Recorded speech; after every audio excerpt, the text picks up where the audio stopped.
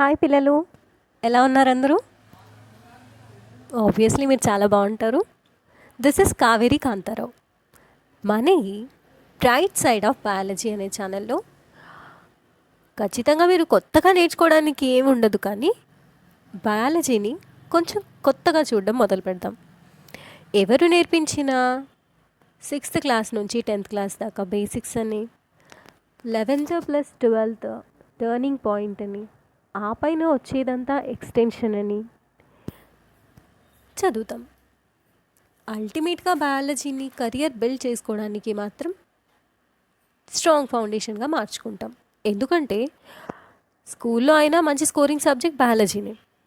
When it comes to the intermediate, అక్కడ కూడా NEET choose చేసుకున్న, ఎంసెట్ చూస్ చేసుకున్న, when compare to physics and chemistry, biology is the one and only scoring subject. కాబట్టి అందరూ అల్టిమేట్గా biology పైన మార్క్స్ కోసం బాగా కుస్తీ పట్టేస్తారు, అవునా? తప్పులేదు. ఎందుకంటే ఒక రేస్లో ఉన్నప్పుడు ఏదైతే త్వరగా అయిపోతుందో, ఏదైతే మనం సులువుగా చేయగలమో, అన్నింటికీ మించి ఏదైతే తప్పులు జరగకుండా జాగ్రత్త తీసుకోగలమో అలాంటి విషయాలకు ప్రయారిటీ ఇవ్వడం తప్పులేదు. అదే మనల్ని రేస్లో ముందుంచుతుంది కూడా. కాకపోతే ఆ చదివే విధానాన్ని కొంచెం ఇంట్రెస్టింగ్గా మార్చుకుందాం.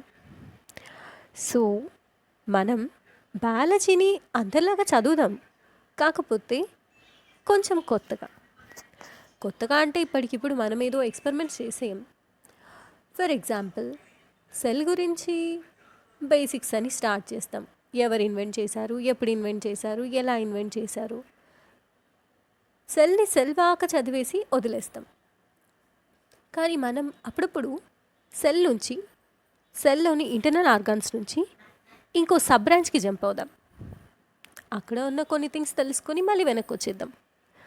బయాలజీని ఒక యూనిట్కో, ఒక చాప్టర్కో, ఒక చిన్న విషయానికో, లేదంటే ఒక కాంప్లెక్స్ థింగ్కో పరిమితం చేయకుండా ఒక 360 degreesలో చదువుతూ ముందుకెళ్దాం.